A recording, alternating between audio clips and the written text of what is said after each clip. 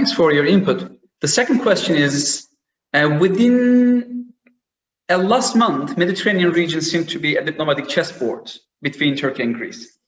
After Greek Prime Minister visits to Libya, recently Turkey hosted Libyan Prime Minister with a big delegation, including some business people, etc. And Greece signed an agreement with Egypt, and consequently, Turkey decided to rebuild relations with Egypt after 8 years of silence. Çavuşoğlu talked to Egypt's foreign minister. And now, Mr. Dendias and the Minister of National Defense, Mr. Panayotopoulos, visited Saudi Arabia on Thursday, and they signed an agreement. My first question, what is your take on this fast diplomacy? Mm-hmm. And in focus, what is this agreement between Greece and Saudi Arabia? Mm-hmm. Let me start with Egypt and Greece by saying that our agreement of delimiting our exclusive economic zone with Cairo was a necessity, given that we had the illegal agreement between Turkey and the government of Tripoli in delimiting their exclusive economic zones. So the only legal way to undermine that agreement was by agreeing with Egypt.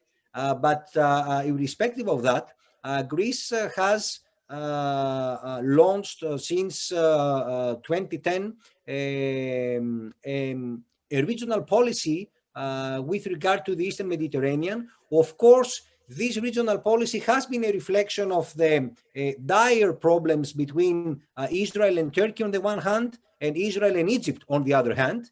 And of course, this has presented us with a window of opportunity, which we explored and exploited. And I think that nowadays Greece is in a much better position in the Eastern Mediterranean than it used to be a decade ago. With regard to Saudi Arabia, well, actually, our relations with Saudi Arabia are an extension of a regional policy that began in 2010, as I said, with our rapprochement with Israel, and continued in 2013 with a rewarming of our relations with Egypt. Now, as we build relations of trust with Saudi Arabia and the United Arab Emirates, the configuration is growing stronger. Abu Dhabi significantly enhanced its position with the US during the 4 years of the Trump administration, as you know. And it is true that Greece is trying to develop a military cooperation with both UAE and Saudi Arabia. In any case, relations with these countries should not be temporary in nature. We need to deepen these relations with a twofold objective. On the one hand, to develop mutually beneficial bilateral and multilateral synergies in energy, trade, networks, investments, and on the other hand, to consolidate a front that will set the rules of the game in the region. The assistance of the US and perhaps France will be decisive in this direction.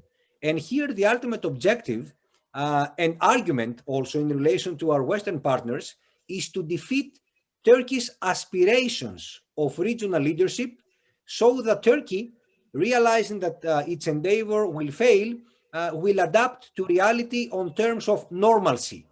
This won't be easy, but under the pressure of circumstances and his environs, Erdogan seems to be reconsidering things. Meanwhile, Ankara reads all of these actions as an effort by Greece to put up an anti-Turkish wall in the region. However, Athens' goal is not to marginalize Ankara, because Ankara is too big a player to be sidelined from regional developments. Greece's goal is to neutralize Turkey's revisionism and for Turkey to become a more predictable regional player.